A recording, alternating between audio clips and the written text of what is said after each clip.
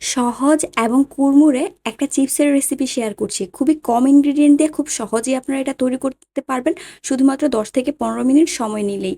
আর এই রেসিপিতে যদি আপনারা চিপস তৈরি করেন তাহলে বাচ্চাদের জন্য আর অস্বাস্থ্যকর চিপস বাইরে থেকে কিনতে হবে না। চলুন তাহলে দেখে নেওয়া যাক। এর জন্য প্রথমে আমি ২ টা আলু নিয়েছি। আলুগুলোকে আমি ভালো করে সিদ্ধ করে নিয়েছি এবং এটাকে খোসা ছাড়িয়ে নিয়েছি।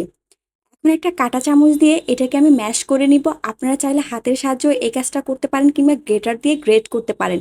তবে খেয়াল রাখবেন আলুগুলো যাতে একদম পারফেক্টলি ম্যাশ হয়, এর মধ্যে যেন কোনো দানা, দানা ভাব না থাকে। এরই মাঝে আমার আলুগুলো কিন্তু ম্যাশ করা হয়ে গিয়েছে। আমি আপনাদেরকে কাছ থেকেই দেখিয়ে দিচ্ছি। দেখুন এটা দেখে নিশ্চয়ই বুঝতে পারছেন।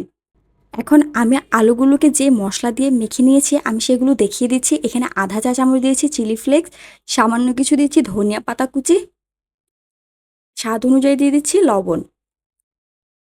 ২ টেবিল চামচ দিয়েছি কর্নফ্লাওয়ার।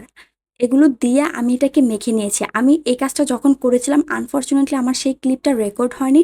আপনারা দেখে নিশ্চয়ই বুঝতে পারছেন এটাকে আমি কিভাবে মেখে নিয়েছি। মাখানোর পরে এটা একটা সফট ডো তৈরি হয়েছে। এখন এটাকে একটা সাইডে রেখে দিচ্ছি। এর মধ্যে তেল মাখিয়ে নিচ্ছি। এখন সামান্য একটু ডো নিয়ে এটাকে আমি একটা রোল, রোল শেপ দিব। আমি লম্বা করে রোলের মতো করে দিচ্ছি ঠিক যেমনটা একটু স্টিকের দেখতে হয়। আপনারা আপনাদের পছন্দ অনুযায়ী যেকোনো শেপে এটাকে তৈরি করতে পারেন। দেখুন এরই মাঝে কিন্তু আমার একটা চিপস তৈরি করা হয়ে গিয়েছে। এভাবেই আমি বাকি সবগুলো চিপস তৈরি করে নিব। দেখুন চিপসগুলো দেখতে কেমন হয়েছে। চিপসগুলো তৈরি করা হয়ে গেলে এখন এগুলোকে ভেজে নেওয়ার পালা।